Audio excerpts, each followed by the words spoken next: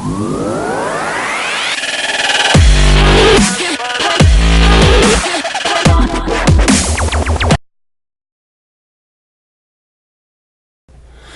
guys, I'm Andy from ABEST PCs here with a tutorial on new 5G network, also known as the 600 megahertz spectrum.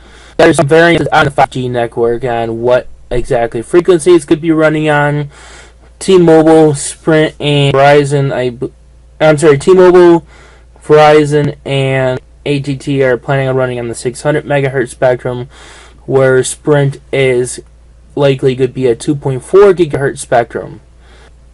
That being said, there's so many different news plans on this, and it's going to be starting to deploy later this year for the 6 gigahertz or 600 megahertz plan for T-Mobile. For Verizon, it's going to start later this year, early next year, and AT&T is also going to start later this year for their plans.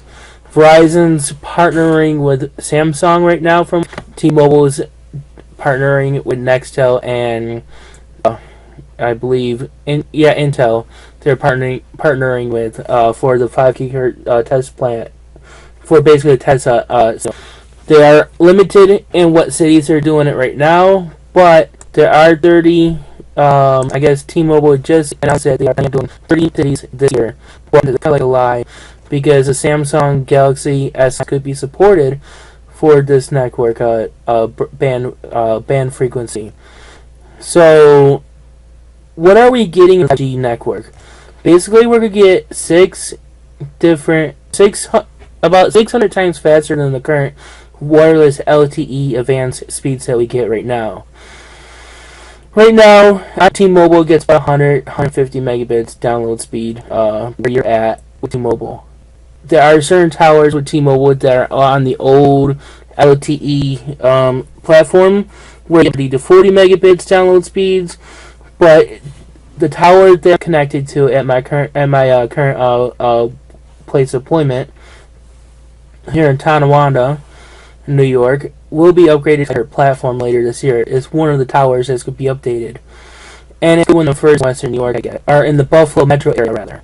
But that being said, that was after T-Mobile yesterday about the why my speeds were been degraded a little bit.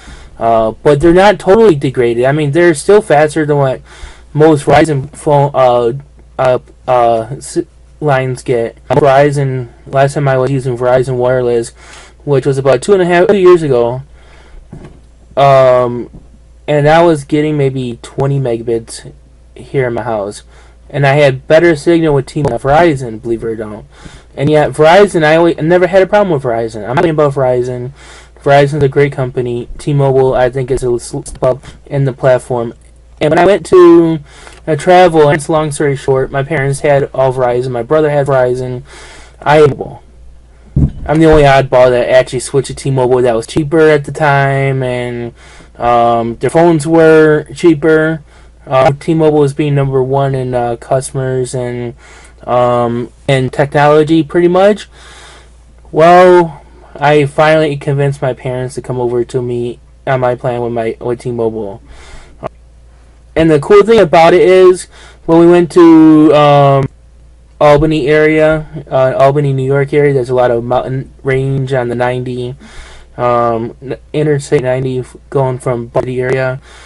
Well, guess what? My brother lost signal on the way up there, so did my parents. Maybe twice, maybe 3 times on the way up there. Wedding ceremony. And once we got back, they lost it maybe once or twice as well. But here's me, still pegging along, listening to my headphones, jamming my music, and yet my complaining, oh, I'm out of data. I can't play any more games on my tablet. And here me, I'm still playing on my tablet because T-Mobile doesn't charge data overages. Well, why don't you know T-Mobile changed for data-wise, where Verizon actually came back with their unlimited plans, but it's way more than T-Mobile. But that's a long story short with that. Basically, I've been with T-Mobile for 2 years now, and I can't be any happier. So, right to the technology, what we're talking about here. in the early 80s, we had the first generation or 1G network. It was simply an analog technology, and it did for data for the actual transmission of voice. So you could not even really use the internet. And if you see, this is a really old cell phone that they were talking about, or that they used. That was really big and basically was hard to use, but it was still portable to take out of the office. Then the 2G came along in early 1990, and it basically said we're going to be using a digital technology down, and this time around we're going to be sending text messages and simple picture messages. Well, up to 80 to 100 kilobits per second, according to these data specification chart that I have on typical usage, and it will be using the GSM, GPRS, and AE technology standards. Then in 2001, early 2000s, we had the 3G connectivity. Here came along the lines of the first iPhone, around the time frame. And we were using the UMTS HSPA. We also were using digital technology, and we were calling it a broadband connection up to 2 megabits per second. I remember these days was the time when I had my first cell phone. Granted, it was a flip phone. It was a 3G phone. It still had internet connectivity. It was not a smartphone. Smart expensive back in the day too. You could get SM and picture messages. You also had internet. You also had video calls at the time. My phone was not capable of video calls. You could stream some low quality TV as well. Now, when 4G came out in 2010 timeframe, which was about the time when I had my first cell phone. Granted, my first smartphone was a 3G connectivity only device, but it was quickly upgraded to the 4G network because I had a cracked screen and I had to get a new phone. So basically, in 2010, an LTE came out shortly after. 4G LTE is a low latency connectivity through 4G connectivity. And then later on, we have the LTE Advanced that just came out in the last year or so. And it's digital again. It's mobile broadband. It's a mobile broadband connection, and is XDSL-like experience. You can get, I would say, on average, 30 megabits download speed, which is faster than DSL on the advanced broadband or LTE Advanced. Well, now just saying, you get up to 100 megabits on advanced LTE on most areas. With T-Mobile, I believe is 150, max speeds for them. And just saying, 600 times faster than that network speed, that 150 megabits. Well, you're going to be talking about gigabit or 5G when it comes out later this year and next year, and next couple of years, that is. And basically, you're going to be talking about the same nature, text messaging, internet, video call, definition, TV streaming, computer or gaming experience, and cloud experience, all within the 4G. Now, if we go into what is good 5G, 5G is basically being carried along regular data connection on the up to the points of the access points. And basically, they're going to connect houses with gaming and all this other fun stuff, entertainment, for entertainment apps and stuff like that, like sports and restaurants, car-to-car communication, and even e-health communication traffic priority. So guess what? They're adding a new one, a new emergency. I can't really. Let me try zooming in. If I can zoom in. I'm not sure what that one was. Okay, that's a new emergency services. So basically, you can actually go to the internet and on emergency services of 112 phone call or text message or whatever. But basically, it's going to be fiber-like experience. It's going to be it's going to be a faster connection, and it's going to be technology. Now, this map here shows it's going to be ready in 2030. Well, I hate to say this, guys, it's coming out sooner, because T-Mobile and Verizon and AT&T all plan on starting with their 5G 600 megahertz plan later this year. Sprint is going to lag behind 1 year, so they claim, and Sprint isn't doing too well as far as customers or sales go. So I have a feeling they're last to upgrade. T-Mobile is going to be planning in cities this year, including Buffalo, New York area. Verizon's doing, I believe, a test market this year in select cities. T-Mobile already did their test market last summer, and their select cities, T-Mobile is going to be ahead of the game. AT&T's already done their test market as well. They're going to be doing select cities for the upgrade, but there's really going to be no places that will be able to run the 5G spectrum just yet. There is going to be one phone, and a Samsung Galaxy S9 phone is going to be coming out. And this phone here is going to be pretty much the top of the line phone by the connected goes. I like to use this guy's website. I leave this guy's information as well as TechRadar.com. They do a great job on that kind of fun stuff. So basically, it's going to be a 5G. It is only going to say now. It's only going to say now LTE coverage on there. So basically, it's going to be LTE at first with the 5 GHz phones later this year. I believe the Note 9 or Note 10, whatever they're going to be calling it, is going to be calling it the next 5G phone, but that's only rumors right now. Samsung is working with Verizon, like I said, and Nextel is working with for their technology. But with the Galaxy S9, you can pre-order it as of today for select carriers, and it's going to be basically the same thing as the Note 8 is, as far as specs goes. It's going to have no S Pen, of course, and it's going to have dual speakers, which is I'm excited about, but I probably won't be upgraded.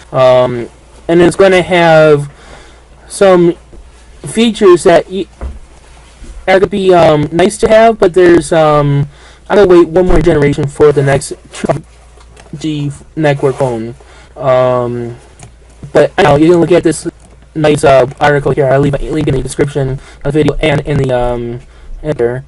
And it's going to be a nice nice phone, but I don't think it's going to be worth wait. I don't think it's worth buying just right because I want to buy it, because it's going to only have 12 megapixel camera, 8 megapixel front camera, stereo speakers, yes, but it's also the first generation of 5G phones. So I have to wait and see exactly what they're looking at as far as speed goes. Now, according to T-Mobile, they were able to,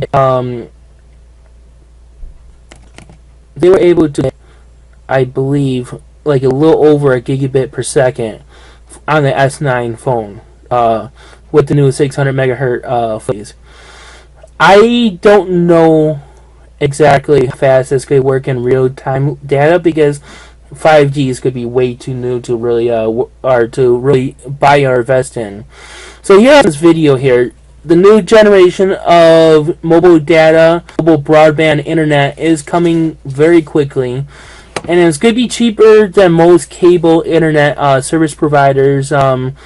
Cable internet right now is extremely expensive, and there's really fiber experience in most cities. This 5G network or 600 megahertz bandwidth, basically going to enable us to have faster fiber-like speeds, is what they're hoping to have, and it's going to only get better from here on. And here's the situation on far as would I buy it now? No. Would I buy it maybe later at the end of this year after they do their test wrinkles? Maybe. I'll probably wait a year phone before investing in a $1,000 phone like my Note 8 for a 5G phone. Also, T-Mobile also made it clear that you have to have their latest plan to experience the 1 gigabit download and upload internet speeds. I am not in that plan. I'm in their 6 gigabyte. So I'm in their old plan basically, and I upgrade to my data plan for that. Now, here's the fun part. There's so many things that are coming out far as phones. So I've looked at LG's phones. I looked at Samsung. The only phone that's really not going to be 5 or 600 megahertz capability, from the reviews I looked at, was the iPhone 11 or whatever they're calling it next. I'm not even sure what they're calling it next. I really don't. I'm not an iPhone user. I don't mind iPhones, but iPhones are basically nice features, but they're too pricey for the amount of features that they offer for hardware-wise, where Android can get better performance out of them, and you can do more things with Android than you can do with Apple. But that being said, that's another discussion later on. I actually like the idea of having fast internet, but right now I'm only getting 200 megabits cable internet on my team, about 30 megabits download speed at my current connection point. There are certain areas in Western New York, such as Niagara Falls and Amherst, New York, that I actually experience the 150 megabit download speed, but it's too far in between for speeds. So the 600 megahertz is going to actually really help me out as far as limiting possibly my plan with the Spectrum cable. So, but there's also been rumors that T-Mobile is trying to buy Spectrum.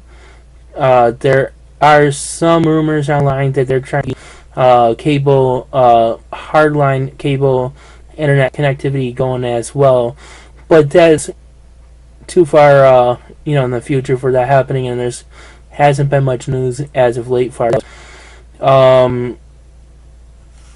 again, I'm Andy from ABEST PCs here, so let's go right to the site abestpcs.com and click on my blog. Subscribe to my blog here and on YouTube channel.